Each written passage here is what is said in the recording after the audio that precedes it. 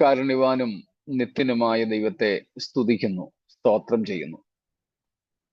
തൻ്റെ ഏകജാതനായ പുത്രനെ നമുക്കെല്ലാവർക്കും വേണ്ടി ഏൽപ്പിച്ചു തന്ന സ്നേഹസ്വരൂപനായ ദൈവം ഇന്നും നമ്മെ സ്നേഹിക്കുന്നു, നമ്മെ കരുതുന്നു. നമുക്ക് വേണ്ടതെല്ലാം സ്നേഹത്തോടെ നൽകുന്നു. തിരുവെഴുത്തും പാട്ടുകാരും പറയുന്നത് പോലെ അമ്മയെപ്പോലെ നമ്മെ ഓമനിച്ച്, ഒരു പിതാവിനെ പോലെ നമ്മെ കരുതി, നമുക്ക് വേണ്ട എല്ലാ നന്മകളും കുറവ് കൂടാതെ തന്ന മരുഭൂമിയിൽ അതിൻ്റെ ഉഷ്ണക്കാറ്റേശാതെ ഊഷരതകൾ നമ്മെ ഉടച്ചു കളയാതെ നടത്തുന്ന സ്നേഹത്തിനായിട്ട് സ്തോത്രം. ക്രിസ്തുയേശുവിന്റെ നാമത്തിലുള്ള സ്നേഹവും വന്ദനവും നിങ്ങളേവർക്കും ഈ സമയത്ത് അറിയിക്കുന്നു. നമുക്ക് ഇന്നും ദൈവവചനത്തിന്റെ മുമ്പിലായിരിക്കാൻ കർത്താവ് നൽകുന്ന കൃപകൾക്കായിട്ട് സ്തോത്രം. നമ്മൾ പഠിച്ചുകൊണ്ടിരിക്കുന്ന വെളിപ്പാട് പുസ്തകം 14-ാം അധ്യായത്തിലേക്ക് നമ്മുടെ ശ്രദ്ധയെ കൊണ്ടുപോകാം. നമ്മൾ ഇന്നലെ വരെ ചിന്തിച്ചത് അതിൻ്റെ 6, 7, 8 വാക്യങ്ങളായിരുന്നു. ആ വാക്യങ്ങളിൽ, പ്രത്യേകിച്ച് 6ഉം 7ഉം വാക്യങ്ങളിൽ നമ്മൾ കണ്ടത്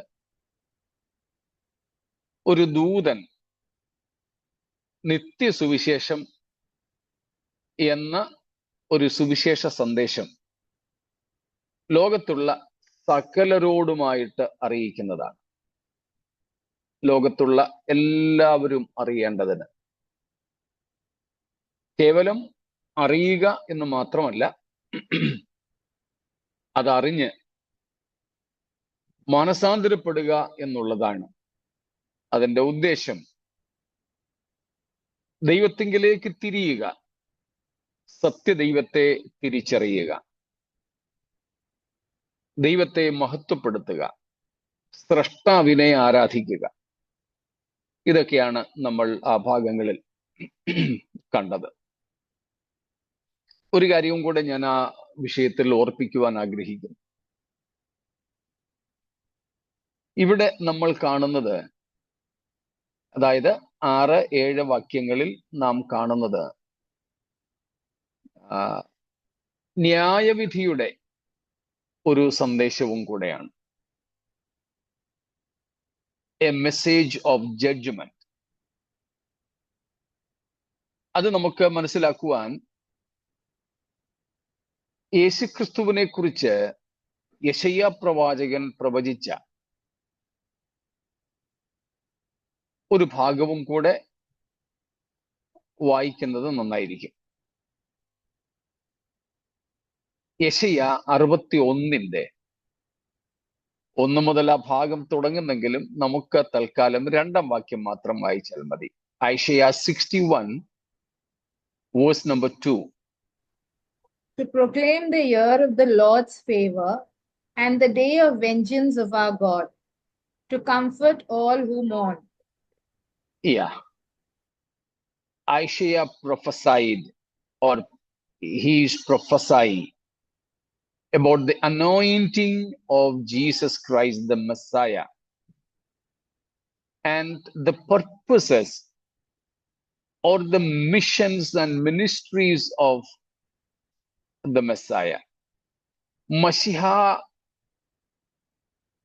ആയ യേശുവിനെ പിതാവായ ദൈവം അഭിഷേകം ചെയ്യുന്നതിനെ കുറിച്ച് ഇവിടെ യെശയ്യാവ് പ്രവചിക്കുകയാണ്.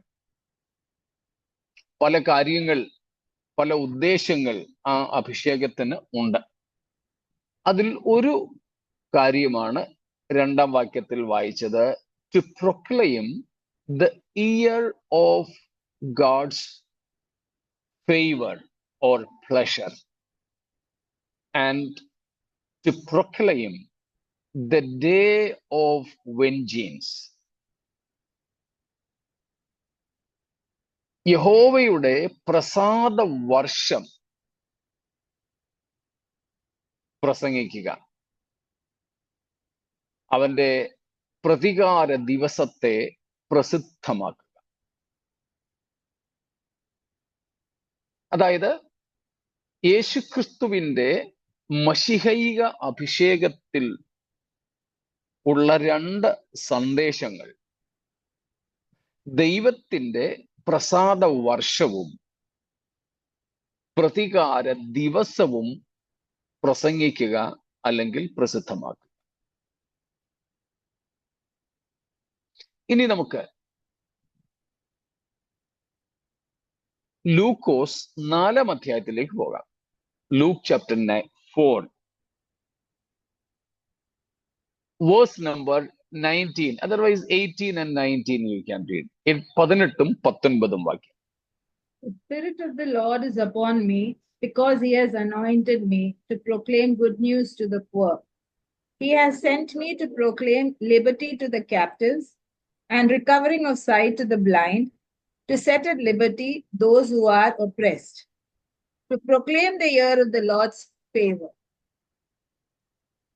To proclaim the year of the Lord's favor. നിങ്ങൾ ശ്രദ്ധിച്ച് കാണുമല്ലോ, യെശയ്യാ 61 യേശുക്രിസ്തു ഇവിടെ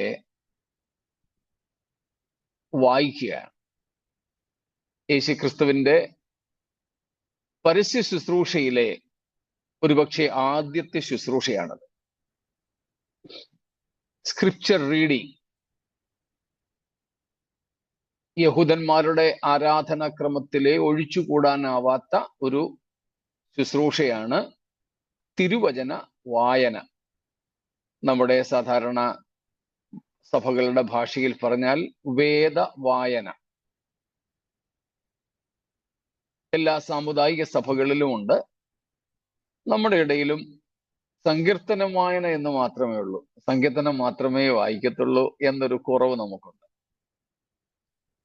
പിന്നെ പ്രസംഗിക്കാൻ നേരം വേണ്ട ഏതെങ്കിലും കുറിവാക്യം വായിക്കുമെന്നല്ലാതെ ഒരു വേദവായന മറ്റ് സഭകളിൽ ഉള്ളതുപോലെയോ യഹൂദ സഭകളിൽ ഉള്ളതുപോലെയോ പെന്തക്കോസ്ത് സഭകളിൽ വളരെ വിരളമാണ്.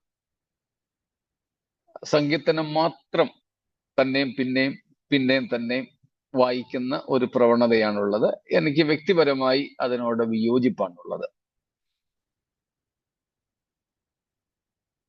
പഴയ നിയമഭാഗങ്ങളും പുതിയ നിയമഭാഗങ്ങളും കൃത്യമായിട്ട് അന്നത്തെ പ്രസംഗകൻ പ്രസംഗിക്കുന്നതുമായി ബന്ധപ്പെട്ട ഭാഗങ്ങൾ, ഒരു പ്രത്യേക ഭാഗം അല്പം ഏറെ വായിക്കുന്ന ഒരു പ്രവണത നമ്മുടെയും ഇടയിൽ ഉണ്ടാകണം. ആദിമസഭയിലും ഉണ്ടായിരുന്നു. അതുകൊണ്ടാണ് നമ്മൾ വെളിപ്പാട് 1-ാം അധ്യായം 3-ാം വാക്യത്തിൽ പഠിച്ചത്, ഈ പ്രവചനത്തിലെ വാക്കുകൾ വായിച്ച് കേൾപ്പിക്കുന്നവൻ ഭാഗ്യവാൻ. കേൾപ്പിക്കുന്നവനും കേൾക്കുന്നവനും പ്രമാണിക്കുന്നവനും ഉണ്ട്. ഞങ്ങൾ ഈ ക്ലാസ്സിൽ ചേർന്നതിന് ശേഷം ദേവദാസൻ പറയാൻ തുടങ്ങിയതിനു ശേഷം ഞങ്ങൾ അത് ആരംഭിച്ചു. ഇപ്പൊ ഞങ്ങൾ ലൂക്കോസിലാണ്. Very good. ഈ സങ്കീർത്തനം വായന നമ്മുടെ ആൾക്കാർക്ക് മലയാളി പെന്തക്കോസ്തുകാർക്കിടയിലേ ഉള്ളൂ എന്നുള്ളതാണ് സത്യം. മറ്റു പെന്തക്കോസ്തുകാർക്ക്, ഈവൻ ഇന്ത്യയിൽ തന്നെയുള്ള മലയാളികളിൽ നിന്നും പരിശീലിച്ചവർക്ക് സങ്കീർത്തനം വായനയുണ്ട്. അതല്ലാതെ ഉള്ളവർക്ക് സങ്കീർത്തനം വായന എന്നൊരു പരിപാടിയില്ല. സ്ക്രിപ്ചർ റീഡിംഗ് ഉണ്ട്. നമ്മുടെ സഭകളിൽ സങ്കീർത്തനം ഒരു ദിവസം വായിച്ചില്ല, മറ്റേതെങ്കിലും വായിച്ചാൽ അന്ന് പുകിലും ഉണ്ടാവും, വലിയ പ്രശ്നമൊക്കെ ഉണ്ടാവും. അത് പാടില്ല. ഞാൻ പക്ഷേ ഇരുന്ന സഭകളിലെല്ലാം സങ്കീർത്തനം ഇനി എത്ര തലകുത്തി ആരും അറിഞ്ഞാലും ശരി ഞാൻ മറ്റു ഭാഗങ്ങളും വായിക്കാറുണ്ട്. സങ്കീർത്തനം വായനയോട് വിരോധമൊന്നുമില്ല. ഞാൻ ശുശ്രൂഷിക്കുന്ന സഭയിലെ വിശ്വാസികൾ ഉണ്ട്. ഇപ്പം ബൈബിൾ വായിച്ച ആനി സിസ്റ്റർ ഉൾപ്പെടെ ചില സമയത്തൊക്കെ ഞങ്ങൾ സങ്കീർത്തനമാണ് വായിക്കുന്നത്. അത് കൊടുക്കുന്ന സന്ദേശത്തോടനുബന്ധിച്ചാണ്. സങ്കീർത്തനവുമായി ബന്ധപ്പെട്ട ഒരു ഭാഗമാണ് ഞാൻ അന്ന് സന്ദേശത്തിന് വേണ്ടി എടുക്കുന്നതെങ്കിൽ സങ്കീർത്തനം വായിക്കും. ഇല്ല, വേറെ ഏതെങ്കിലും ഭാഗമാണെങ്കിൽ ആ ഭാഗം വായിക്കും. ചിലപ്പോൾ ഒന്നിലധികം ഭാഗങ്ങൾ ഞങ്ങൾ വായിക്കും. ഒന്നിലധികം സമയങ്ങളിൽ ചിലപ്പോൾ വായിക്കും, ചിലപ്പോൾ ഒടുക്കം വായിക്കും, ചിലപ്പോൾ തുടക്കത്തിൽ വായിക്കും, ചിലപ്പോൾ ഇടയ്ക്ക് വായിക്കും. അപ്പം വേദവചന വായന നമ്മുടെ ആരാധനാ യോഗങ്ങളിലെ ഒരു പ്രധാന ഭാഗമാകണം. അത് സങ്കീർത്തന പുസ്തകത്തിൽ മാത്രം ഒതുങ്ങരുതെന്നാണ് ഞാൻ ഈ പറഞ്ഞത്. വിഷയാസ്പദമായി വേറെ ഏതെങ്കിലുമൊക്കെ ഭാഗങ്ങൾ വായിക്കണം. നമ്മുടെയൊക്കെ കല്യാണങ്ങൾക്കും ആകെയും പോകുകയും ഒരു 45 സങ്കീർത്തനം ഉള്ളത് വലിയ കാര്യമായി. അത് തന്നെയാ വായിക്കുന്നത്. അതല്ലാതെ വേറെ എത്രയോ ഭാഗങ്ങളുണ്ട്. ആ ഭാഗങ്ങളൊക്കെ വായിക്കണം കല്യാണത്തിനൊക്കെ. പക്ഷേ പോട്ടെ. ഇവിടെ ലേഡീസ് മീറ്റിങ്ങിന് ഞങ്ങള് ഉൽപ്പത്തി തൊട്ടാ ഇപ്പം വായിക്കുന്നു. വെളിപ്പാട് വരെ കഴിഞ്ഞ ആഴ്ച വായിച്ച് തീർത്തു.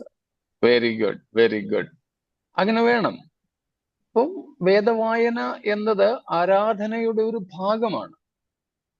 ആ വായിക്കുന്ന ഭാഗങ്ങളിൽ നിന്ന് ധ്യാനിക്കുന്നതും കൂടെ ശീലമാക്കണം. കുടുംബ പ്രാർത്ഥനകളിൽ പോലും അത് വേണം.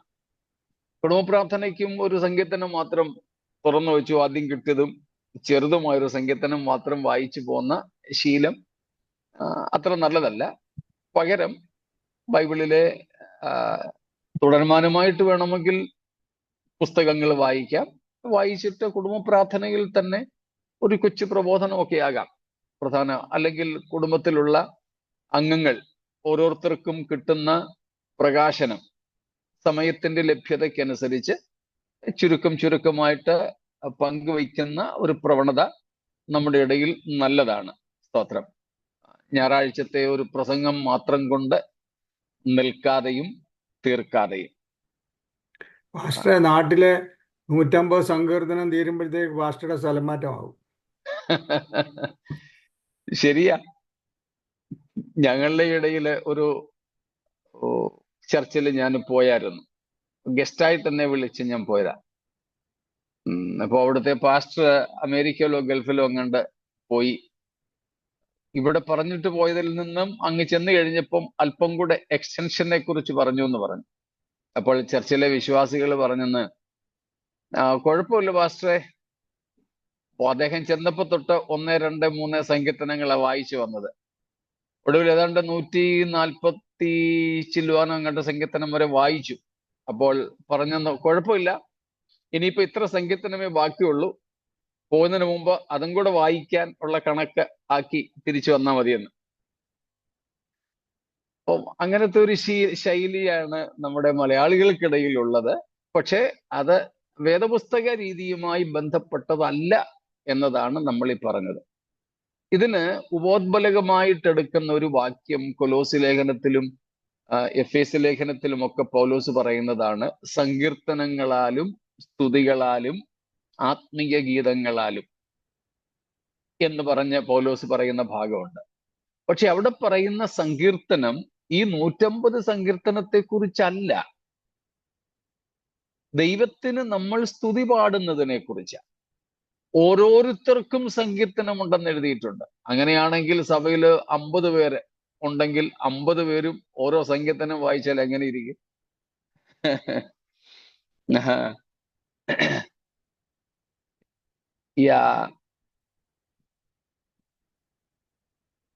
അതെ. ഇനിയിപ്പം ഇയ്യോബ് പോലെയുള്ള പുസ്തകങ്ങളെന്നല്ല, പുതിയ നിയമത്തിലെ പോലും പല ഭാഗങ്ങളും പലരും വായിക്കാറില്ല. എല്ലാ പുസ്തകങ്ങളും വായിക്കുകയും അതിൻ്റെ ആത്മീയാർത്ഥങ്ങൾ മനസ്സിലാക്കി കൊടുക്കുകയും വേണ്ടതാണ്, ചെയ്യേണ്ടതാണ്. അപ്പം നമ്മൾ പറഞ്ഞു വന്നത്, യഹൂദ ആരാധനയിലെ ഒരു പ്രധാന ഭാഗമായിരുന്നു തിരുവെഴുത്തുകൾ വായിക്കുക. യേശു ആണെന്നോ മശിഹയാണെന്നോ ഒന്നും തിരിച്ചറിയാതെയാണ് പള്ളിയിൽ ചെന്നപ്പോൾ പള്ളിയിലെ മുഖ്യന്മാർ യേശുവിനെ തിരുവെഴുത്ത് വായിക്കാൻ ഏൽപ്പിച്ചത്. യേശു എടുത്തതൊന്നുമല്ല, യെശയ്യാവിന്റെ ചുരുൾ യേശുവിന് കൊടുത്തു. യേശു കർത്താവ് അത് വിടർത്തി.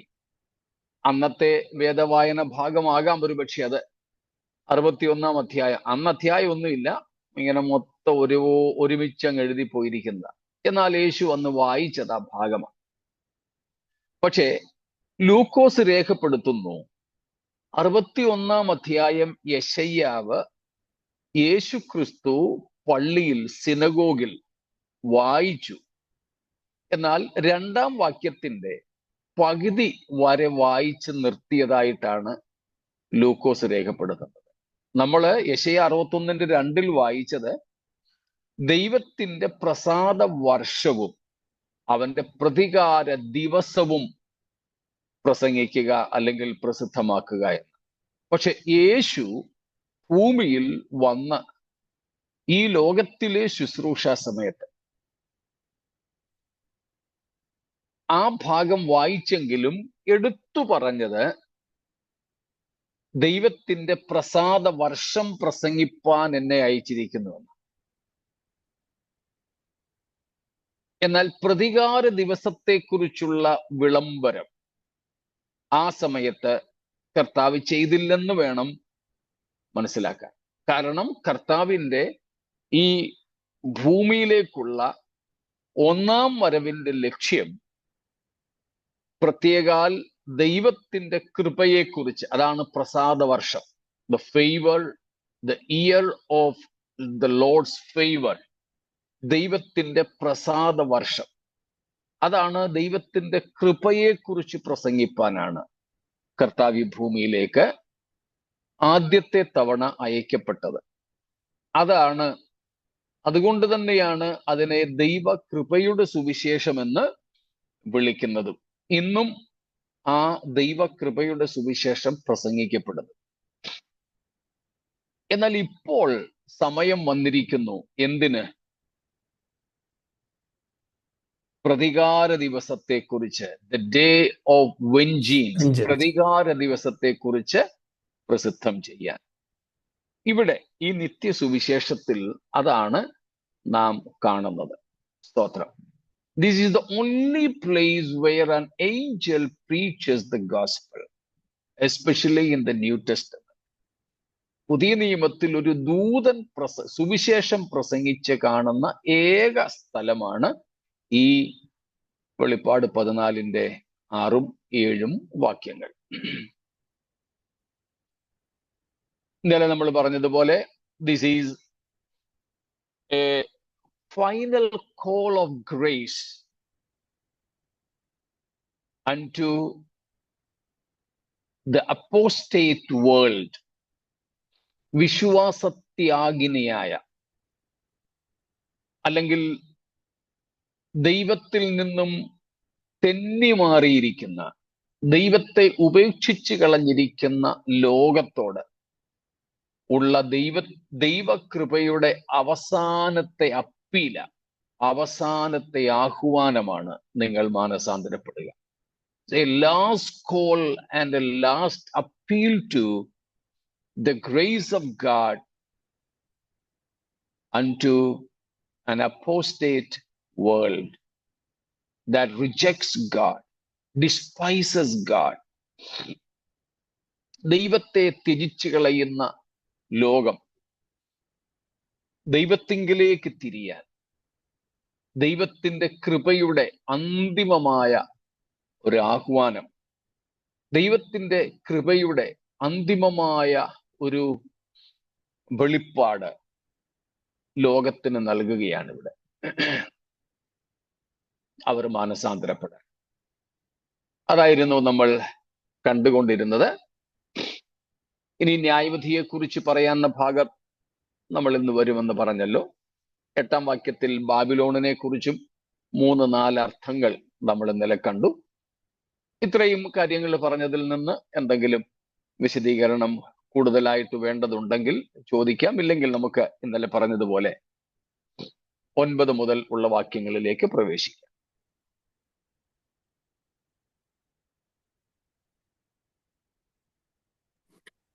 പാസ്റ്ററെ, ഒരു സംശയമല്ല. ഐ തിങ്ക് ഞാൻ പറയുന്ന ഇച്ചിരി എക്സാജറേറ്റഡ് ആയി പോവും. ക്രിസ്തു സഭ ഇവിടുന്ന് പോയി കഴിഞ്ഞാൽ പിന്നെ പോകാത്ത ഇൻവേർട്ടർ കോമയിലുള്ള വിശ്വാസികൾ, അവരും ഏതായാലും ഭാര്യ പോയി, ഇനി അല്ലെങ്കിൽ ഭർത്താവ് പോയി, എങ്ങനെയെങ്കിലും ജീവനേലും ബലി കഴിച്ച് പോകാന്നുള്ള ഒരു വിചാരം അവർക്കുണ്ടാകത്തില്ല. Means they know the truth. ഉണ്ടാകണം. എന്നാൽ പോലും അതിലും എല്ലാവരും അങ്ങനെ എത്തുമെന്ന് നമുക്ക് വിചാരിച്ചു കൂടാ. കാരണം ഇപ്പോൾ ദൈവത്തിന്റെ കൃപ, പരിശുദ്ധാത്മാവിന്റെ അധിവാസം, ആവാസം, ദൈവവചനത്തിന്റെ സുഗമമായ ലഭ്യത, കൂട്ടായ്മയ്ക്കുള്ള സഭ, വിശുദ്ധന്മാരുടെ സംഘം, വിശുദ്ധ ജീവിതം നയിക്കുന്നതിനുള്ള അവകാശവും സ്വാതന്ത്ര്യവും, ഇങ്ങനെയെല്ലാം ഈ സമയത്തുണ്ടായിട്ടും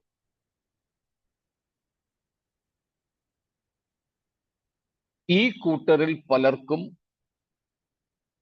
ദൈവത്തിനായിട്ട് ജീവിക്കാൻ സാധിക്കുന്നില്ല, അല്ലെങ്കിൽ അവർ മനസ്സ് വയ്ക്കുന്നില്ല. അങ്ങനെ ഇരിക്കെ ഈ ഘടകങ്ങളിൽ പലതും ഇല്ലാതിരിക്കുന്ന അന്ന്, ഇന്ന് മനഃപൂർവം ഇതെല്ലാം ത്യജിച്ചു കളഞ്ഞവർക്ക് വീണ്ടും ഒരവസരം മറ്റുള്ളവരെ പോലെ ഉണ്ടാകും എന്ന് ഗണിക്കുന്നതും അത്ര സുഖകരമല്ല.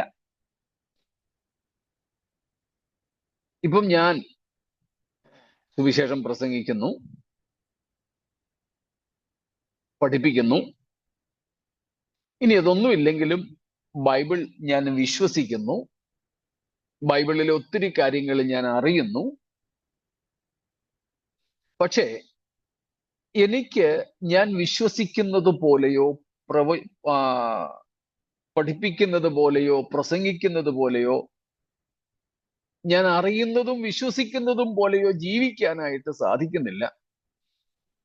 ഞാൻ ആ കർത്താവ് വരും, എപ്പോ വേണേലും വരുമെന്നൊക്കെ പറയുമ്പോഴും ഇതൊക്കെ സ്റ്റേജിലുള്ള ഒരു പരിപാടി മാത്രമായിട്ട് ഒതുങ്ങുന്നു.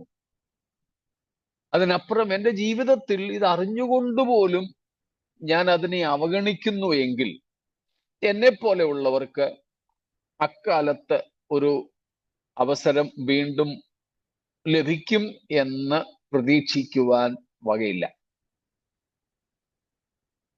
എന്നാൽ ഇങ്ങനൊരു അവസരം ലഭിക്കാതിരുന്നവരോ വിശ്വസിക്കാതിരുന്നവരോ ആയ പലരും കാണും. നമ്മുടെ ഈ പ്രസംഗങ്ങളൊക്കെ കേട്ടിട്ട്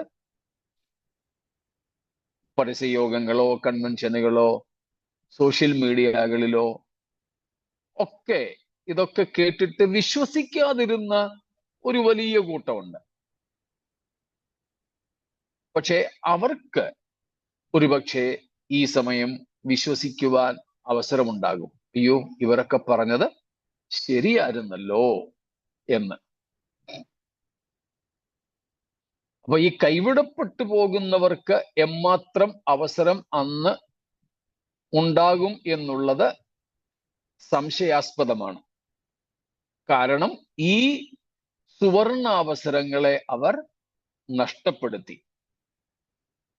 അതിൻ്റെ നേരിട്ടുള്ള റെഫറൻസ് ആണ് നമ്മൾ 2 തെസലോനിക്കർ 2-ാം അധ്യായത്തിന്റെ 9 മുതൽക്കുള്ള വാക്യങ്ങളിൽ മുൻപ് വായിച്ചിട്ടുള്ളതും ഇന്നലെയും ഒരു പാസിംഗ് റെഫറൻസ് ആയിട്ട് പറഞ്ഞു വിട്ടത്. അവർ സത്യത്തെ സ്നേഹിച്ചില്ല, അറിയാഞ്ഞതുകൊണ്ടല്ല. ഇന്നത്തെ പെന്തക്കോസ്തുകാർ, ബാക്കി ക്രിസ്ത്യാനികളെ നമുക്ക് തൽക്കാലം വിടാം, പെന്തക്കോസ്തുകാർ, അതിൽ തന്നെ പ്രസംഗകർ, വേദാധ്യാപകർ, ഈ കാര്യങ്ങളൊക്കെ അറിയാവുന്നവർ അതിനനുസരിച്ചുള്ള ഒരു ജീവിതം നയിക്കുന്നില്ലല്ലോ. അങ്ങനെ യേശു കർത്താവ് പറഞ്ഞതുപോലെ വിട്ടും വിത്ത് നട്ടും പിന്നെ വിളവ് കൊയ്തും കല്യാണത്തിന് കൊടുത്തും എടുത്തും വീട് പണിതും വിറ്റും ഇങ്ങനെ അങ്ങ് ജീവിച്ചു പോകാം, അന്ന് നോക്കാം എന്ന നിലയിൽ ഇതെല്ലാം അറിഞ്ഞിട്ടും ശരിയാണെന്ന് വിശ്വസിച്ചിട്ടും ജീവിക്കുന്നവർക്ക് അന്നൊരവസരം ലഭിക്കും എന്ന് നമ്മൾ കരുതാതിരിക്കുന്നതായിരിക്കും നല്ലത്. അല്ലാതെ ഉള്ളവർ അവരൊക്കെ പറഞ്ഞത് ശരിയായി, പറഞ്ഞ ഇന്ന പുള്ളികളൊക്കെ പോയി, മറ്റേ പുള്ളികളൊക്കെ എന്താ ഇന്ന പോലെ ജീവിച്ചവരൊക്കെ ഇവിടെ കിടക്കുന്നു, ഇവര് പറഞ്ഞത് ശരിയാ, ഇനി നമുക്ക് അങ്ങനെയാണെങ്കിൽ എന്ത് വന്നാലും സാരമില്ല, അവർ പറഞ്ഞതുപോലെ അങ്ങ് ജീവിക്കാം എന്നൊക്കെ തീരുമാനിക്കുന്ന, അത് നിമിത്തം രക്തസാക്ഷികളാകുന്ന, കഷ്ടമനുഭവിക്കുന്ന ധാരാളം പേർ തീർച്ചയായിട്ടും ഉണ്ടാവും. അതുകൊണ്ട് കൈവിടപ്പെട്ടു പോകുന്നവർക്കൊരു സെക്കൻഡ് ചാൻസ്, സാരമില്ല, ഇപ്പൊ പോയാലും സാരമില്ല, അന്ന് കയറിപ്പോകാം എന്ന് കാത്തിരിക്കാതിരിക്കുകയാണ് നല്ലത്. ഓക്കെ. അല്ല, അന്നെന്ന് പറഞ്ഞാൽ ജീവിച്ചിരിക്കണ്ടായോ? അല്ല, മരിച്ചു അതെ അതെ അതെ, അത് തന്നെയാണ് ഒന്നാമത്തെ കാര്യം. ജീവിച്ചിരിക്കുമെന്ന് തന്നെ ഗ്യാരണ്ടി ഇല്ല ആ സമയത്തേക്ക്. അതുകൊണ്ട് ഇതറിഞ്ഞിട്ട് അനുസരിക്കാതെ സാരമില്ല എന്നും പറഞ്ഞ് ഉഴപ്പി നടക്കുന്നവർക്ക് അങ്ങനൊരു ചാൻസ് ലഭിക്കുമെന്ന് പ്രതീക്ഷിക്കാതിരിക്കുന്നത് തന്നെയായിരിക്കും നല്ലത്. എന്നോട് പലരും ചോദിച്ചു. നല്ലൊരു ചോദ്യമാണ്. ഞാനും പറയുമ്പോഴേ നമ്മളെ ഈ ക്ലാസ്സുമായിട്ടൊക്കെ അനുബന്ധിച്ച് ഞാനങ്ങനെ പറയാറുണ്ട്, അങ്ങനെ തയ്യാറാകുന്നവർക്ക് അടുത്തൊരു അവസരം കിട്ടും എന്നുള്ള രീതിയിൽ പറഞ്ഞിട്ടുണ്ട്. ഇപ്പോൾ മനസ്സിലാക്കുന്നു അതും പ്രതീക്ഷയ്ക്ക് വകയില്ലെന്നുള്ളതാ. അതിന് പ്രതീക്ഷയ്ക്ക് ഒട്ടും വകയില്ല. അല്ലെങ്കിൽ അവർ പറയും സപ്ലിമെന്ററി എഴുതി പാസ്സാക്കിക്കളാം. അതിനവസരം ഇല്ല. ഈ വണ്ടി പോയാൽ അടുത്ത വണ്ടിക്ക് കയറി പോകാമെന്നൊരു പ്രതീക്ഷ വേണ്ട.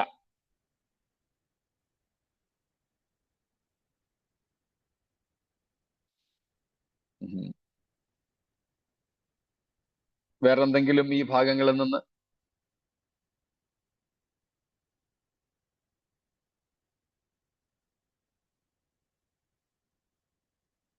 മറ്റൊന്നുമില്ലെങ്കിൽ നമുക്ക് 9 മുതൽ ഉള്ള വാക്യങ്ങളിലേക്ക് പോകാം.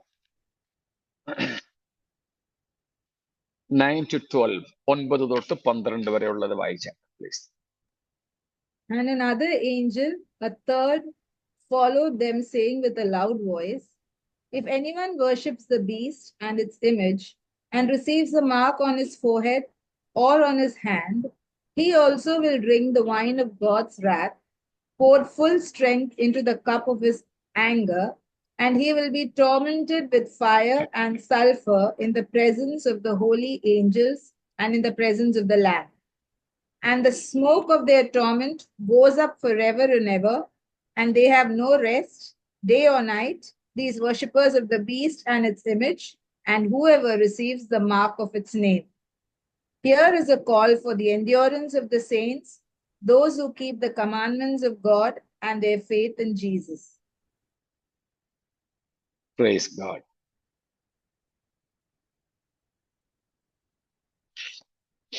ഇവിടെ മൂന്നാമത്തെ ഒരു ദൂതന്റെ രംഗപ്രവേശമാണ്. A third angel. He is the third of the 6 angels. എന്നാൽ നമ്പർ കൊടുത്തിരിക്കുന്ന മൂന്നാമത്തെ, അവസാനത്തെ ദൂതൻ.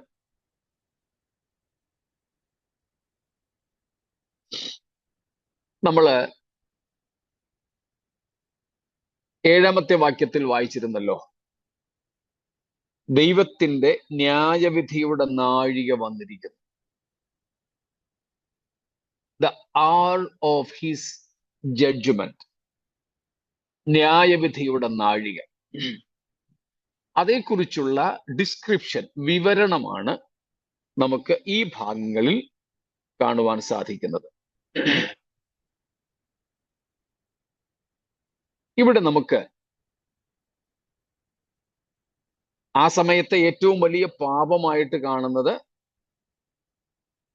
എതിർ ക്രിസ്തുവിന്റെ, മൃഗത്തിന്റെ പ്രതിമയെ നമസ്കരിക്കുക. ശരീരത്തെ എവിടെയെങ്കിലും, നെറ്റിയിലോ കൈമേലോ, അതാണ് പ്രധാനപ്പെട്ട സ്ഥലങ്ങൾ. അതിന് കാരണങ്ങളും നമ്മൾ മുമ്പ് നമ്മുടെ ജോയ്ക്കുട്ടിച്ചാൻ അയച്ചു തന്ന വീഡിയോയിൽ ആധികാരികമായിട്ട് കാണുകയും ചെയ്തു. ഇപ്പൊ നെറ്റിയിലോ കൈമേലോ എതിർ ക്രിസ്തുവിന്റെ മുദ്രയേൽക്കുക, ഇത് രണ്ടുമാണ് ആ സമയത്തെ ഏറ്റവും പ്രധാനപ്പെട്ട, അല്ലെങ്കിൽ ആ സമയത്തെ ഏറ്റവും വലിയ പാപം. എതിർ ക്രിസ്തുവിന്റെ പ്രതിമയെ നമസ്കരിക്കുക, അതായത് സ്രഷ്ടാവിനെ, സത്യദൈവത്തെ നമസ്കരിക്കാതിരിക്കുക. സൃഷ്ടിയായ വെറും മനുഷ്യനായ ഒരുവനെ, അവന്റെ പ്രതിമയെ നമസ്കരിക്കുക. ഇതാണ് ആ സമയത്തെ ഏറ്റവും വലിയ പാപം. അതിന്റെ ആ ആരാധനയുടെ ഭാഗമായിട്ട് തന്നെ ശരീരത്തിൽ ഏൽക്കുന്ന മുദ്ര, ആ മുദ്ര ഏൽക്കുന്നതിന്റെ അർത്ഥം നമ്മൾ കണ്ടല്ലോ 7-ാം അധ്യായത്തിൽ നിന്നും 14-ന്റെ തുടക്കത്തിൽ നിന്നും. It's a sign of submission to the ownership and lordship of the person whose seal is received upon. ആരുടെ മുദ്രയാണോ ശരീരത്തിൽ സ്വീകരിക്കുന്നത്, ആ ആളിന് പൂർണ്ണമായും അടിമയായി തങ്ങളെ തന്നെ സമർപ്പിക്കുന്നതിന്റെ പ്രതീകമാണ് ഈ അടയാളം, ഈ മുദ്ര. അപ്പോൾ ഈ എതിർ ക്രിസ്തുവിന്റെ മുദ്ര ശരീരത്തിൽ സ്വീകരിക്കുക എന്ന് വെച്ചാൽ എതിർ ക്രിസ്തുവിന് ആ വ്യക്തി തന്നെ തന്നെ വിറ്റുകളയുന്നു എന്നാണ്. So when a person receives the seal of this beast or the Antichrist, that means he is sold out to that beast. That person is sold out. He sells himself up as a slave to that beast, the Antichrist. ഒരുവൻ എതിർ ക്രിസ്തുവിന്റെ മുദ്ര ശരീരത്തിൽ സ്വീകരിക്കുക എന്ന് പറയുന്നത് ആ എതിർ ക്രിസ്തുവിന്റെ അടിമയായി തന്നെ തന്നെ വിറ്റുകളയുന്നു എന്നുള്ളതാണ് അതിന്റെ അർത്ഥം.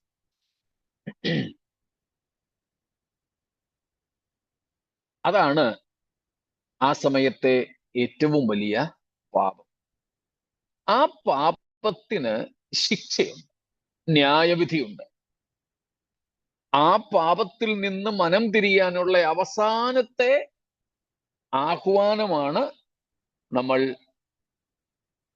6-7 വാക്യങ്ങളിൽ കണ്ടത് അല്ലെങ്കിൽ കേട്ടത്. The last call to repent from this major sin that was found in verses 6 and 7. എന്നിട്ടും മാനസാന്തരപ്പെടാത്തവർ ധാരാളമുണ്ട്, ഉണ്ടാകും.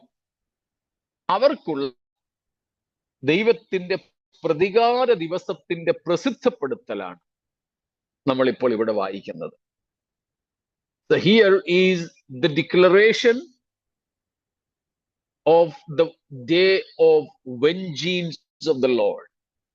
Very clearly, maybe the last call, ഏറ്റവും അവസാനമായി ഇവർക്ക് കൊടുക്കുന്ന മുന്നറിയിപ്പും താക്കീതും അതിൽ നിന്ന് രക്ഷപ്പെടുന്നതിനുള്ള ആഹ്വാനവുമാണ്. സ്തോത്രം. അതുപോലെ തന്നെ 12-ാമത്തെ വാക്യത്തിൽ വേഴ്സ് നമ്പർ 12, അവിടെ അന്ന് ജീവിച്ചിരിക്കുന്ന മഹാപീഡന കാലത്തെ വിശുദ്ധന്മാരുടെ രക്ഷയ്ക്ക് വേണ്ടിയുള്ള കാര്യങ്ങളും പറയുന്നു. എന്ത് ചെയ്യണം? ആ ഭാഗവും നമ്മൾ നേരത്തെ കണ്ടതാണ്. ദൈവകൽപ്പനയും യേശുവിങ്കലുള്ള വിശ്വാസവും കാത്തുകൊള്ളുന്ന വിശുദ്ധന്മാരുടെ സഹിഷ്ണുത കൊണ്ട് ഇവിടെ ആവശ്യം. ഇന്നലെ നമ്മള് ഒരു ചോദ്യം വന്നിരുന്നല്ലോ, അപ്പോൾ യേശു ക്രിസ്തുവിൽ അക്കാലത്ത് വിശ്വസിക്കണ്ടായോ എന്ന്. നമ്മൾ കണ്ടു, യേശുവിങ്കലുള്ള വിശ്വാസം മാത്രമാണ് രക്ഷയ്ക്ക് ആധാരം. ഈ വാക്യം 12-ാം വാക്യം ആ കാര്യം വെളിവാക്കുന്നു. ദൈവകൽപ്പന അനുസരിക്കുക, യേശുവിങ്കലുള്ള വിശ്വാസം കാത്തുകൊള്ളുക. അപ്പോൾ അന്നും യേശുവിങ്കലുള്ള വിശ്വാസമാണ് അനിവാര്യമായിട്ടുള്ളത്. അതുണ്ട്. അപ്പം 12-ാം വാക്യം നമ്മൾ കഴിഞ്ഞ ദിവസങ്ങളിൽ കണ്ടതാണല്ലോ. 13-ാം അധ്യായത്തിന്റെ 10-ാമത്തെ വാക്യത്തിൽ വെച്ച് നമ്മൾ കണ്ടതുപോലെ തന്നെയാണ് ഇവിടെയും ദൈവകൽപ്പനയും യേശുവിങ്കലുള്ള വിശ്വാസവും കാത്തുകൊള്ളുന്ന വിശുദ്ധന്മാരുടെ സഹിഷ്ണുത കൊണ്ട് ഇവിടെ ആവശ്യം. അത് നമ്മൾ 13-ന്റെ 10-ാമത്തെ വാക്യത്തിൽ കണ്ടതായതുകൊണ്ട് ഇവിടെ അതിന് വ്യാഖ്യാനം വേണമെന്ന് തോന്നുന്നില്ല. ഇനി അഥവാ വേണമെങ്കിൽ കൂടെ ഏറ്റവും അവസാന ഭാഗത്ത് നമുക്ക് നോക്കാം.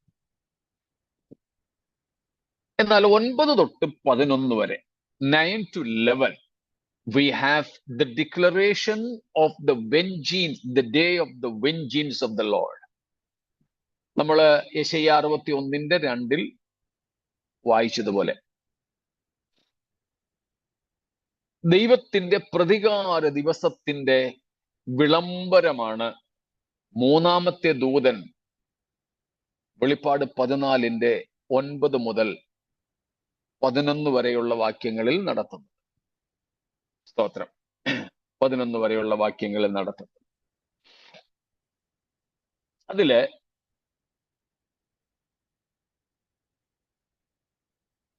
നമ്മള് കണ്ടത് 6ഉം 7ഉം വാക്യങ്ങളും ഇതും കൂടെ ചേർത്ത് വെച്ചാണ് നമ്മളിപ്പോൾ ചിന്തിക്കുന്നത് കേട്ടോ. അതുകൊണ്ട് ചില കാര്യങ്ങൾ 6ഉം 7ഉം വാക്യങ്ങളിൽ ഞാൻ ആവർത്തിക്കും.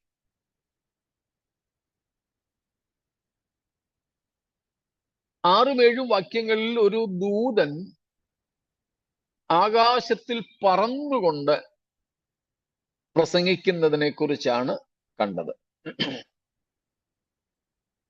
അത് പലരും ഇന്നത്തെ നിലയിൽ മനസ്സിലാക്കുന്നത് ആസ് എ സാറ്റലൈറ്റ് മിനിസ്ട്രി, ഇന്ന് നടക്കുന്ന സാറ്റലൈറ്റ് ശുശ്രൂഷകൾ എന്ന നിലയിലാണ്. എന്നാൽ അങ്ങനെയല്ല. ഇത് വെച്ചുകൊണ്ട് ഞാൻ ഒരു ഇതിൽ വായിച്ചത് ചില TV ശുശ്രൂഷകൾക്കൊക്കെ ഈ നിലയിൽ ഏഞ്ചലിക് മിനിസ്ട്രി എന്ന നിലയിൽ പേര് പോലും കൊടുത്തിട്ടുണ്ടെന്നാണ്. ഏഞ്ചൽ TV ഒക്കെ ഉണ്ട്, നമുക്കതൊക്കെ അറിയാം. ഗോഡ് TVയും ഗോഡ് ചാനലും അങ്ങനെ ഒത്തിരി TV പ്രോഗ്രാംസ് ഉണ്ട്. കൊറോണയ്ക്ക് ശേഷമാണെങ്കിൽ വേറെ ഒത്തിരി എന്താണ് പറയുന്നത്, ഓൺലൈൻ സമൂഹ മാധ്യമ ശുശ്രൂഷകളുണ്ട്, നമ്മുടെ ഇതുപോലെയുള്ള സൂം ഉൾപ്പെടെ. പിന്നെ ഒത്തിരി പ്രസംഗകരുന്ന് യൂട്യൂബ് ചാനലുകളും ഫേസ്ബുക്ക് പേജുകളും ഒക്കെ തുറന്ന് ഒത്തിരി പ്രസംഗങ്ങളും ഒക്കെ ചെയ്യുന്നുണ്ട്. അതിലൊത്തിരി എണ്ണം തെറ്റായിട്ടുള്ളതാണ് എന്നുള്ളതാണ് ദുഃഖകരമായത്. അതിനും വ്യൂവേഴ്സും ഫോളോവേഴ്സും ഒക്കെ ഒത്തിരി ഉണ്ട്. അതുമൊക്കെ പിശാച് പലരെയും തെറ്റിച്ച് കളയാനായിട്ട് ഉപയോഗിക്കുന്നു എന്ന ഒരു ദുഃഖകരമായ അവസ്ഥ കൂടെയുണ്ട്. അപ്പോ 6ഉം 7ഉം വാക്യങ്ങളിൽ ദൂതൻ സുവിശേഷം പ്രസംഗിക്കുന്നു ആകാശത്ത് പറന്നുകൊണ്ട് എന്നുള്ളതിനെ ആകാശമാധ്യമങ്ങളിലൂടെ, ഇന്റർനെറ്റിലൂടെ, TV-യിലൂടെ ഒക്കെ ലഭിക്കുന്ന സുവിശേഷ പ്രവർത്തനങ്ങളായിട്ട് തെറ്റിദ്ധരിക്കുന്നവരുണ്ട്. അത് തെറ്റായ സംഗതിയാണ്.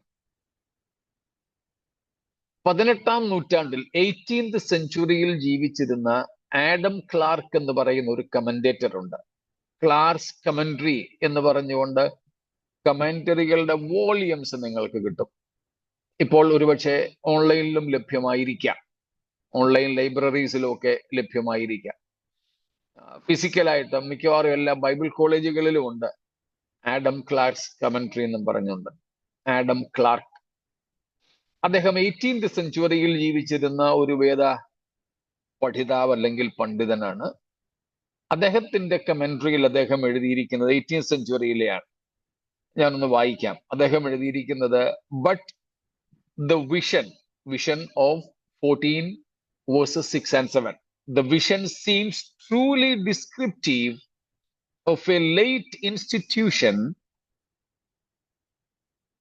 entitled the British and Foreign Bible Society, whose object it is to print and circulate the scriptures of the Old Testament and the New Testament through all the habitable world and in all the languages spoken on the face of the earth. അദ്ദേഹം പറയുന്നത് ഈ 6-7 വാക്യങ്ങളിൽ പറഞ്ഞിരിക്കുന്ന ആ ഒരു vision, ആ ഒരു ദർശനം, അത് ലോകത്തുള്ള ബൈബിൾ സൊസൈറ്റികൾ ദൈവത്തിന്റെ വചനം, പഴയ നിയമവും പുതിയ നിയമവും ലോകത്തുള്ള സകല ഭാഷകളിലും അച്ചടിച്ച് എല്ലാവർക്കും വിതരണം ചെയ്യുന്നതാണെന്ന്. എന്നാൽ നമ്മൾ മനസ്സിലാക്കുന്നത് അത് അങ്ങനെ അല്ല, അതല്ല. അതും എല്ലായിടങ്ങളിലേക്കും ഒരുപക്ഷെ എത്തുന്നില്ല. മറ്റൊരാള് 17th സെഞ്ച്വറി, 17ാം നൂറ്റാണ്ടിൽ ജീവിച്ചിരുന്ന ഒരു John trap, TRAPP, John trap എന്ന് പറയുന്ന ആള് പറഞ്ഞിരിക്കുന്നത്, this is held to be John Wycliffe, who wrote more than 200 volumes against the Pope and was a means of much good to many. അദ്ദേഹം പറയുന്നത് ഈ ദൂതൻ ആകാശമധ്യേ പറന്ന് നിത്യസുവിശേഷം അറിയിക്കുന്നതായി കണ്ടത് ജോൺ വിക്ലിഫിനെ കുറിച്ചാണ്. നമുക്കറിയാമല്ലോ, Wycliffe ministry, Wycliffe translation ministry എന്നൊക്കെ പറയുന്നതുണ്ട്. വിക്ലിഫ് ബൈബിൾ ഉണ്ട്. നവോത്ഥാന കാലത്ത്, റിഫോർമേഷന്റെ സമയത്ത് ജോൺ വിക്ലിഫ് ഏതാണ്ട് 200ഓളം കാര്യങ്ങൾ പോപ്പിനെതിരെ എഴുതി പ്രസിദ്ധീകരിച്ചതിനെ കുറിച്ചൊക്കെയാണ് ഈ പറയപ്പെടുന്നതെന്നാണ് ഈ ജോൺ ട്രാപ്പ് പറയുന്നത്. പക്ഷെ അതും തെറ്റായ സംഗതിയാണ്. അപ്പൊ ഇങ്ങനെ ദൂതൻ സുവിശേഷം അറിയിക്കുന്നതിനെ കുറിച്ച് TV ചാനലുകളാണെന്നതുൾപ്പെടെ, ബൈബിൾ പ്രിന്റിംഗ് ആണെന്നതുൾപ്പെടെ, ബൈബിൾ ട്രാൻസ്ലേഷൻസ് ആണെന്നുൾപ്പെടെ പലരും തെറ്റായിട്ട് ധരിച്ചിട്ടുണ്ട്. എന്നാൽ അങ്ങനെയല്ല.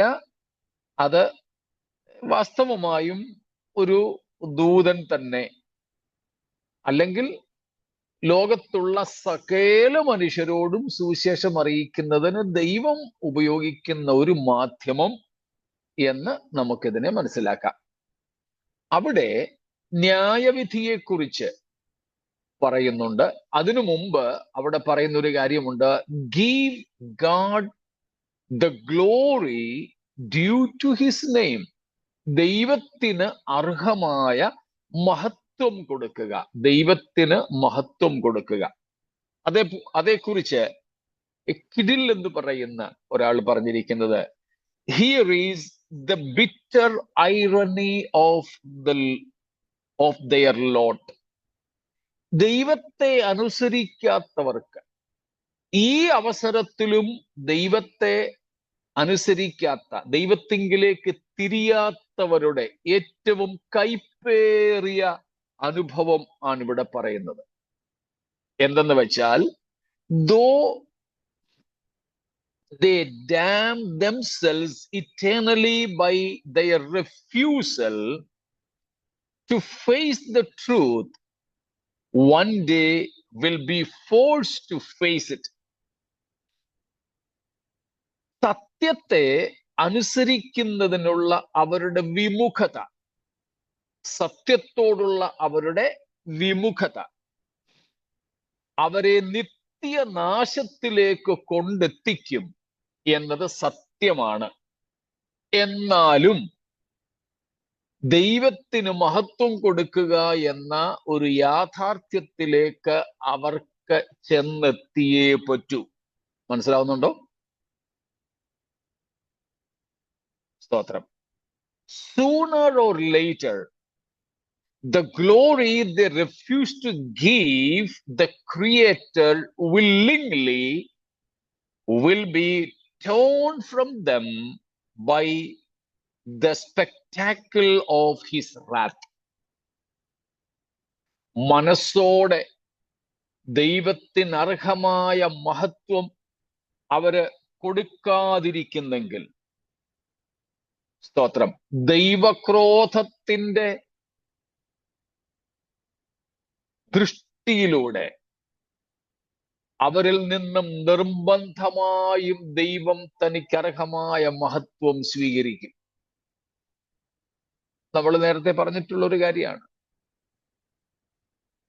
ഇന്ന് മനസ്സോടെ ദൈവത്തെ മഹത്വപ്പെടുത്തുവാൻ മനുഷ്യർ വിമുഖത കാണിക്കുന്നെങ്കിൽ, if they refuse to give God the glory, they will have to give it, but by force, and rather without any benefits. അതുകൊണ്ടാണ് ഞാൻ ഇന്നലെയും മിനിയാന്നും ഒക്കെ പറഞ്ഞത്, we are blessed. നാം ധന്യരാണ്, നാം ഭാഗ്യവാന്മാരാണ്. എന്തുകൊണ്ട്? ജീവിച്ചിരിക്കെ സുബോധത്തോടെ, സ്തോത്രം, സ്വന്തം ഇഷ്ടത്തോടെ, വോളണ്ടിയറായി, വില്ലിംഗ്ലി നമ്മുടെ ദൈവത്തെ തിരിച്ചറിയാനും ദൈവത്തിന് മഹത്വം കൊടുക്കാനും ദൈവം ഭാഗ്യം നൽകി. സ്തോത്രം, ഭാഗ്യം നൽകി. നമ്മൾ ഒത്തിരി പ്രാവശ്യം വായിച്ച ഒരു വാക്യം ഒന്നും കൂടെ വായിക്കാം ഈ സന്ദർഭത്തിൽ. സാംസ് 22:39, 22-ാം സങ്കീർത്തനം, 29 എന്റെ ഓർമ്മ.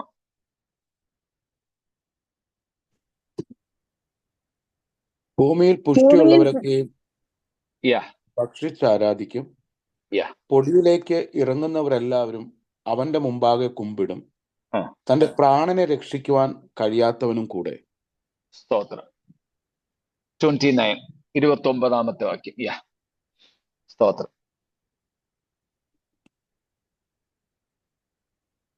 തന്റെ പ്രാണനെ രക്ഷിപ്പാൻ കഴിയാത്തവനും കൂടെ നമ്മുടെ കർത്താവിനെ കുമ്പിട്ട് ആരാധിക്കും. ന്യായവിധിയുടെ ദിവസത്തിൽ സംഭവിക്കുന്നതാണ്. അത് സംഭവിക്കാതിരിപ്പാൻ ഇപ്പോൾ പറയുകയാണ്, നിങ്ങൾ ജീവനോടിരിക്കെ തന്നെ എന്ത് ചെയ്യുക? സ്രഷ്ടാവിന് മഹത്വം കൊടുക്കുക. സ്രഷ്ടാവിന് മഹത്വം കൊടുക്കുക. സ്തോത്രം. അതിന്റെ കൂടുതൽ വിശദീകരണമാണ്, അങ്ങനെ കൊടുക്കുന്നില്ലെങ്കിൽ എന്താണ് സംഭവിപ്പാൻ പോകുന്നതെന്നാണ് 9 മുതൽ 11 വരെയുള്ള വാക്യങ്ങളിൽ നാം കാണുന്നത്. അവിടെ നാം കാണുന്നത് ഇങ്ങനെയാണ്: the wine of the wrath of God, cup of his indignation. അല്ലെ, 2 പ്രയോഗങ്ങൾ കാണുന്നു. the wine of the wrath of God, ദൈവക്രോധത്തിന്റെ മദ്യം.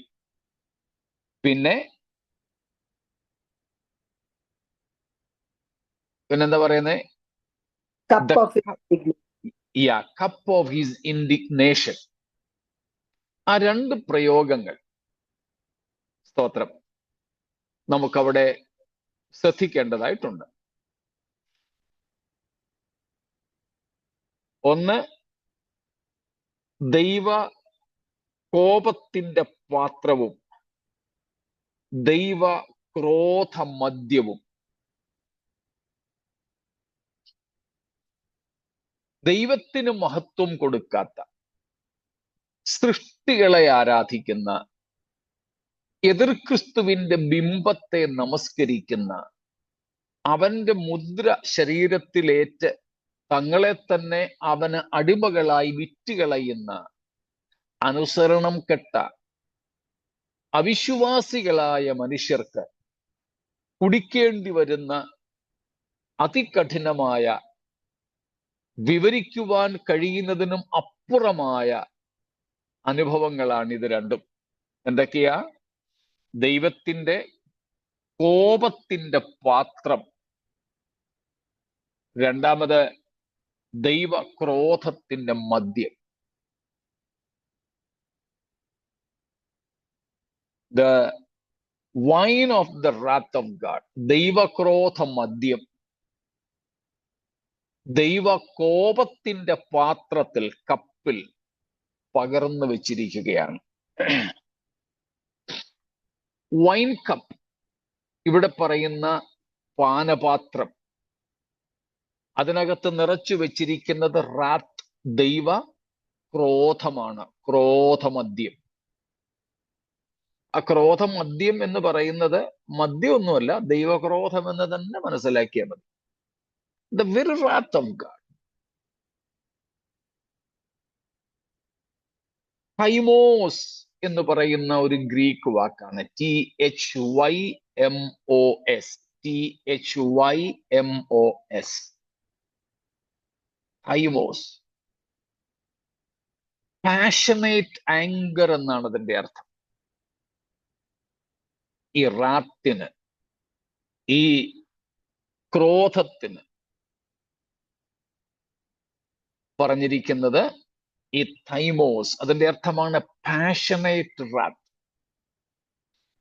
ഇൻഡിഗ്നേഷൻ, ഇൻഡിഗ്നേഷൻ ദൈവത്തിന്റെ കോപത്തിന്റെ പാത്രം, കോപം, ദൈവകോപം, ഇൻഡിഗ്നേഷൻ. അതിന് കൊടുത്തിരിക്കുന്നത് ഓർഗേ എന്നൊരു ഗ്രീക്ക് വാക്ക, ORGE, ഓർഗേ. Anger from a settled disposition. This indignation means, orge in Greek means anger from a settled disposition. ഓർഗെ എന്നുള്ളതിനെ പുതിയ നിയമത്തിൽ ദൈവത്തിന്റെ കോപമായിട്ടാണ് പറയുന്നത്. ദൈവത്തിന്റെ കോപം, ദൈവകോപം. മുമ്പേ നമ്മൾ പറഞ്ഞ റാത്ത്, തൈമോസ് എന്നത് പുതിയ നിയമത്തിൽ ഏതാണ്ട് 11 പ്രാവശ്യം, 11 ടൈംസ് കാണുന്നുണ്ട്. അതിൽ 10ഉം വെളിപ്പാട് പുസ്തകത്തിലാണ്. 10ഉം വെളിപ്പാട് പുസ്തകത്തിലാണ്. ക്രോധം, ദൈവക്രോധം, അത് 11 പ്രാവശ്യം പുതിയ നിയമത്തിൽ ആ മൂലപദം കാണുന്നുണ്ട്, തൈമോസ്. അതിലെ 11 പ്രാവശ്യം ഉള്ളതിലെ 10 പ്രാവശ്യവും പറഞ്ഞിരിക്കുന്നത് വെളിപ്പാട് പുസ്തകത്തിലാണ്.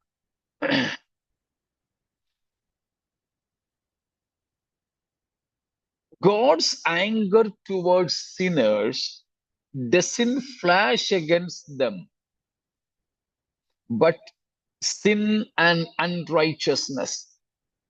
പാപികൾക്കെതിരെ ഇവിടെ ദൈവത്തിന്റെ കോപവും ക്രോധവും വെളിപ്പെടുന്നത് സത്യത്തിൽ അവരുടെ പാപത്തിനെതിരായിട്ടാണ്. ആ വ്യക്തികൾക്കെതിരായിട്ടല്ല, അവരുടെ പാപത്തിനെതിരായിട്ട്. കാരണം നമുക്കറിയാമല്ലോ,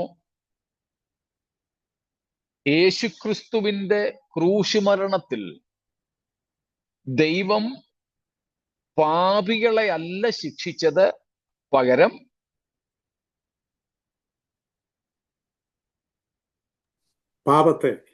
പാപത്തെയാണ്. റോമർ 8:3, Romans 8:3. God condemned, God punished human sin upon the body, the physical body of Jesus Christ. Jesus Christ.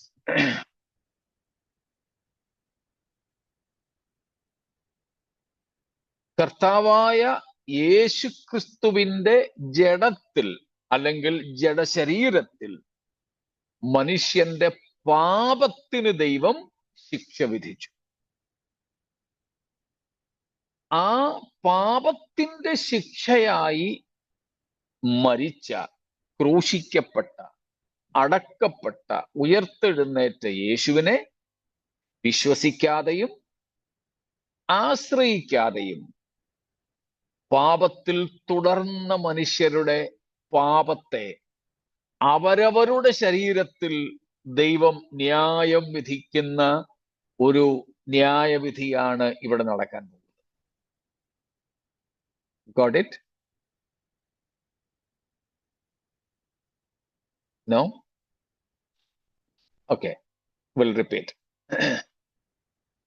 When Jesus was crucified, as per Romans 8:3 and 2 Corinthians 5:21, also 1 Peter 2:24. Okay, 3 വാക്യങ്ങൾ ഞാൻ പറഞ്ഞു. റോമർ 8:3, 2 കൊരിന്ത്യർ 5:21, 1 പത്രോസ് 2:24. വേണമെങ്കിൽ യെശയ്യ 53:3 മുതൽ 6 വരെയുള്ള വാക്യങ്ങളും, ഐശയ്യ 53:3-6. In Isaiah we see God the Father, what did he do? He laid human sins upon Jesus Christ. Isaiah 53 നമ്മൾ വായിക്കുന്നത്, പിതാവായ ദൈവം നമ്മുടെ പാപം യേശുവിന്റെ മേൽ ചുമത്തി.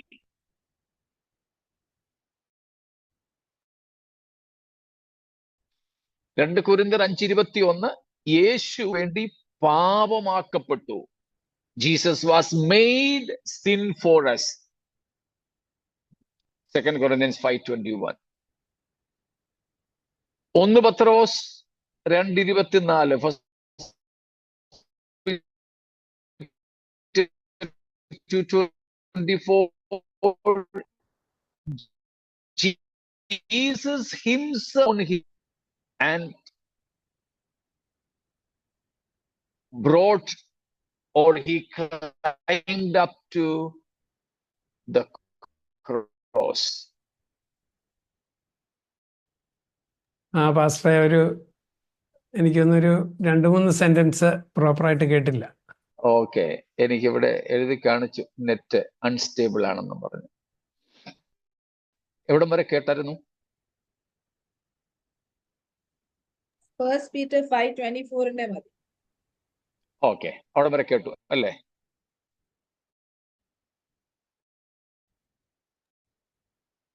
Okay, so says Jesus took our sins upon his body and went up to the cross. യേശു സ്വയം നമ്മുടെ പാപങ്ങളെ തന്റെ ശരീരത്തിന്മേൽ വഹിച്ചു, ക്രൂശിന്മേൽ കയറി. Finally, Romans 8:3, God condemned human sin upon the body of Jesus. അങ്ങനെ യേശുക്രിസ്തുവിന്റെ ക്രൂശീകരണത്തിൽ പിതാവായ ദൈവം മനുഷ്യന്റെ പാപത്തിന് യേശുവിന്റെ ജഡത്തിൽ, ശരീരത്തിൽ ശിക്ഷ വിധിച്ചു. So far it is clear? ഇത്രയും വ്യക്തമാണല്ലോ? അപ്പോൾ നമുക്ക് വേണ്ടി പാപമാക്കപ്പെട്ട, നമ്മുടെ പാപം ഏറ്റെടുത്ത് പാപത്തിന്റെ ശിക്ഷയായി ക്രൂശിൽ മരിച്ച യേശുവിനെ വിശ്വാസത്താൽ സ്വീകരിക്കണം. യേശുവിനെ രക്ഷയ്ക്ക് വേണ്ടി, പാപമോചനത്തിനായി, നിത്യശിക്ഷാവിധിയിൽ നിന്നുള്ള മോചനത്തിനായി നമ്മൾ ഏറ്റുകൊള്ളണം, കൈക്കൊള്ളണം, ആശ്രയിക്കണം. So we have to, a human being has to receive this Jesus Christ who was made sin and in whose body God punished or condemned human sin, for salvation from eternal condemnation. അങ്ങനെയാണ് നാം ഒക്കെ പാപത്തിന്റെ ശിക്ഷയിൽ നിന്ന് വിമോചിതരായത്. സ്തോത്രം. എന്നാൽ നമുക്ക് വേണ്ടി പാപത്തിന്റെ ശിക്ഷയായി മരിച്ച, അടക്കപ്പെട്ട, ഉയർത്തെഴുന്നേറ്റ ഏക രക്ഷിതാവായ യേശുവിനെ വിശ്വസിക്കുന്നില്ല, കൈക്കൊള്ളുന്നില്ല. അതുകൊണ്ട് അന്തിമമായി ദൈവം അവരെ തള്ളിക്കളയുമ്പോൾ ദൈവം അവർക്ക് വേണ്ടി തുറന്നു വച്ച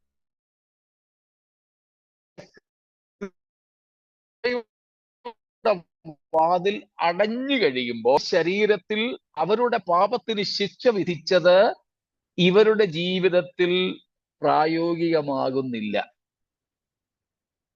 കാരണം അവർ ആ യേശുവിനെ വിശ്വസിച്ചില്ല.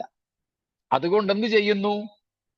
അവരവരുടെ പാപത്തിന്റെ ശിക്ഷ ഈ ചെയ്തവരുടെ ശരീരത്തിൽ തന്നെ ദൈവം വിധിക്കുന്നു. മനസ്സിലായോ? യേശു നമുക്ക് വേണ്ടി പാപമാക്കപ്പെട്ടു. നമ്മുടെ പാപത്തിന്റെ ശിക്ഷ യേശു തന്റെ ജഡശരീരത്തിൽ വഹിച്ചു. അതുകൊണ്ട് ആ യേശുവിൽ വിശ്വസിക്കുന്നവർക്ക് പാപത്തിന്റെ ശിക്ഷയിൽ നിന്ന് വിമോചനമുണ്ട്. നമുക്കത് വിശ്വാസത്താൽ കൃപയാലും പ്രാപിപ്പാൻ ദൈവം ഭാഗ്യം നൽകി. സ്തോത്രം. എന്നാൽ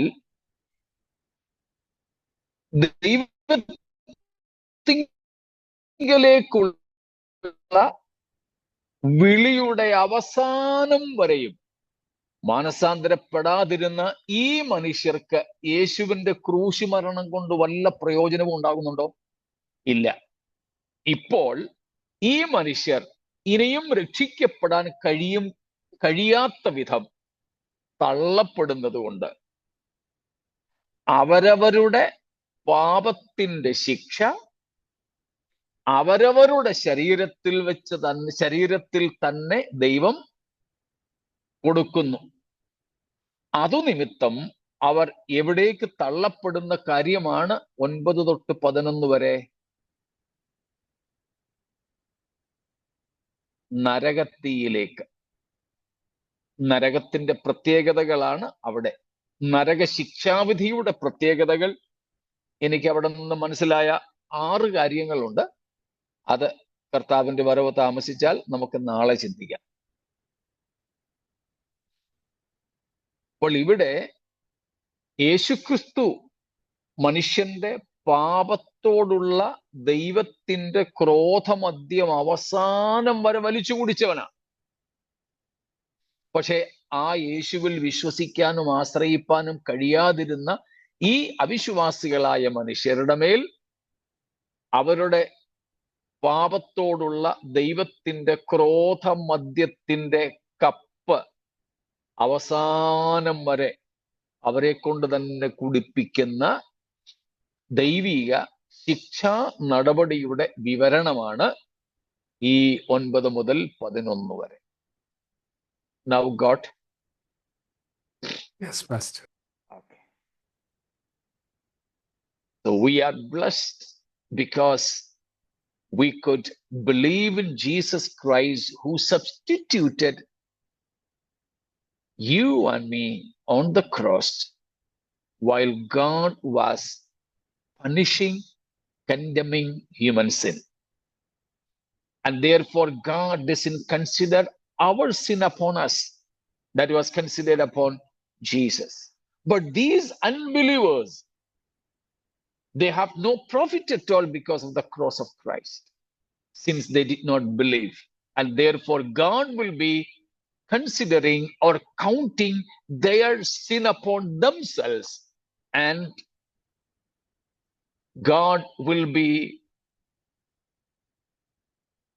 letting these people to drink the last drop, even the last drop of the indignation or the wine of indignation from the cup of the wrath of God.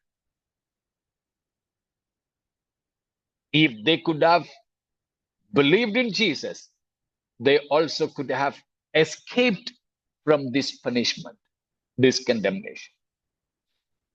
കർത്താവ് നമുക്ക് തന്ന ഭാഗ്യത്തിനായി, വിശ്വസിക്കുവാൻ തന്ന ഭാഗ്യത്തിനായിട്ടും സ്തോത്രം, സ്തോത്രം, സ്തോത്രം. നരകത്തിന്റെ ഭീകരമായ ചില സത്യങ്ങൾ ഈ കൊച്ചു ഭാഗത്ത് നമുക്ക് പഠിപ്പാനായിട്ടുണ്ട്. നിങ്ങളും അത് കൂടുതൽ വായിച്ചു കൊണ്ടുവരിക. കർത്താവിന്റെ വരവ് താമസിച്ചാൽ നാളെ നമുക്ക് ആ ഭാഗങ്ങൾ ചിന്തിക്കാം. സ്തോത്രം. ഇത്രയും കാര്യങ്ങൾ മനസ്സിലേക്ക് കാണുമെന്ന് കരുതട്ടെ. സ്തോത്രം. വീണ്ടും ഈ കൃപയിൽ നിന്നും വീണുപോകാതെ കർത്താവിന്റെ വരവിനായി നമുക്ക് നോക്കി പാർക്കാം. ഈ വചനങ്ങളാൽ ദൈവം നമ്മെ അനുഗ്രഹിക്കുമാറാകട്ടെ. സ്തോത്രം.